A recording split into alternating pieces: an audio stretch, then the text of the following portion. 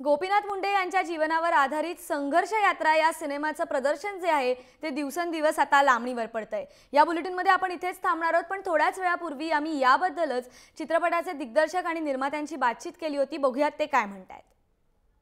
संघर्ष यात्रा लांबणीवरती पडलेली आहे। गोपीनाथ मुंडे यांच्या जीवनावर आधारित संघर्ष यात्रा हा चित्रपट येणार होता, मात्र हा चित्रपट आता अनिश्चित काळासाठी लांबणीवरती पडलेला आहे। गोपीनाथ मुंडे यांच्या जीवनावरती आधारित संघर्ष यात्रा नावाचा चित्रपट आता अनिश्चित कालासाठी लांबणीवरती पडलेला आहे, कारण पंकजा मुंडे, गोपीनाथ मुंडे यांच्या कन्या यांनी या चित्रपटाला एनओसी सध्या दिलेली नाही। 5 महिन्यांपासून हा चित्रपट प्रदर्शनाच्या तयारीत आहे, प्रदर्शनासाठी सज्ज आहे, मात्र चित्रपटाच्या तारखा दोनदा बदलल्याही गेलेल्या आहेत। 11 डिसेंबर 2015, त्याच्यानंतर 19 फेब्रुवारी 2016, मात्र पंकजा मुंडेंनी या चित्रपटाला एनओसीच दिलेली नाही। थेट जाऊया श्रेयस सावंत आमच्या प्रतिनिधीकडे। श्रेयस, निर्मात्या दिग्दर्शकांची तुझं बोलणं झालं, संघर्ष यात्रा गोपीनाथ मुंडेंची अनिश्चित काळासाठी लांबणीवरती पडली आहे।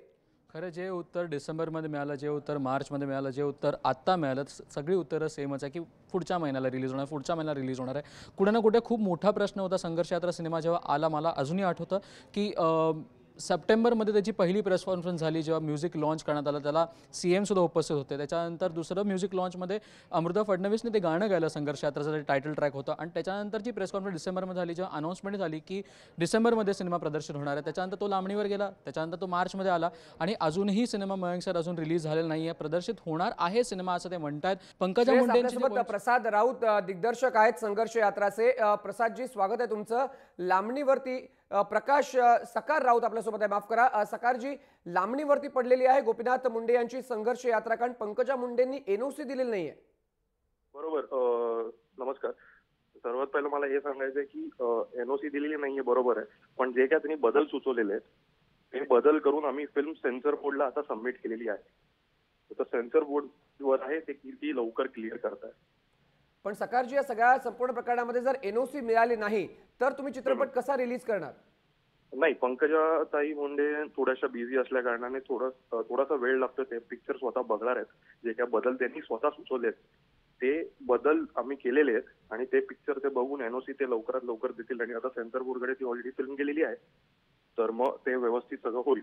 तुम्हाला अशी अपेक्षा आहे की पंकजा मुंडेंनी हा मुद्दा जो आहे तो लवकरात लवकर एनओसी दिली पाहिजे, कारण संघर्ष यात्रा ही गोपीनाथ मुंडेंची संघर्ष यात्रा तुम्ही मोठ्या पडद्यावरती आणण्याचा प्रयत्न करताय? लवकरात लवकर दिलंच पाहिजे, कारण का आता भरपूर वेळ झालाय आणि त्यांच्याप्रमाणे जे काय बदल त्यांनी सुचवले ते सगळे व्यवस्थित केलेले आहेत, म्हणून त्यांनी लवकरात लवकर बघून पटापट क्लिअर करायला पाहिजे। सकारजी, प्रत्येक चित्रपट हा एक डिरेक्टरचा एक विजन असतं, डिरेक्टर ज्या प्रकारे बघतो त्या प्रकारे असतं। जर अशा प्रकारच्या बदल सारखे होत राहिले तर कुठेतरी मूळ जे तुम्हाला दाखवायचंय किंवा ज्याबद्दल तुम्हाला एक जे वास्तव पडद्यावरती आणायचंय ते कुठेतरी बदलल्यासारखं दिसेल। हो, बरोबर आहे, कारण का आता असं झालंय की इतका चेंज झालाय पिक्चर कम्प्लीट चेंज होऊन आता तुम्ही असं म्हणू शकाल की बायोपिक नसून आता फ्रिक्शन झालंय। नक्की काय काय झालेलं या संपूर्ण, म्हणजे तुम्ही बायोपिक बनवण्याचा प्रयत्न करत होतात, कारण तुम्ही त्यांची संघर्ष यात्रा पडद्यावरती मांडत होतात, मात्र या बदलांमुळे चित्रपटामध्येच बदल झालाय।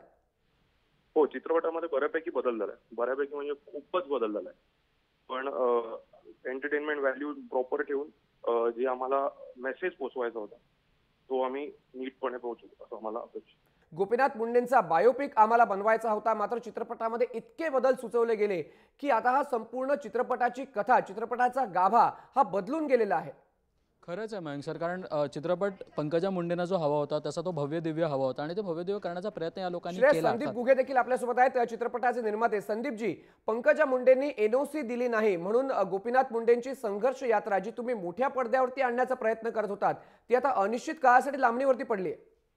नाही, अनिश्चित काळासाठी लांबणीवर पडली आहे असं म्हणणं चुकीचं आहे।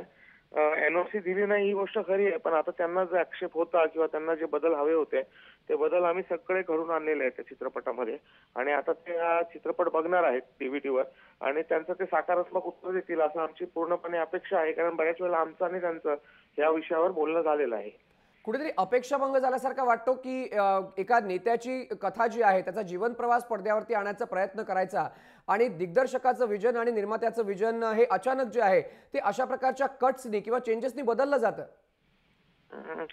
अपेक्षाभंग, निराशा आहे थोडीशी, कारण गोपीनाथ मुंडे खूप मोठे नेते होते आणि त्यांचा जीवनपट पडद्यावर येणं हे खूप गरजेचं होतं. पण आता जे झालं ते सकारात्मक दृष्ट्या घेऊन आणि मुंडे साहेबांना श्रद्धांजली म्हणून मुंडे साहेबांच्या आयुष्यातले बरेच त्याच्यामध्ये म्हणजे घटनाक्रम त्याच्यामध्ये आहे. जरी तो बायोपिक नसला तरी अनेक घटना ज्या मुंडे साहेबांच्या आयुष्यात घडल्या त्याच्यामध्ये आम्ही ते दर्शन घडवण्याचा प्रयत्न जरूर केलेला आहे.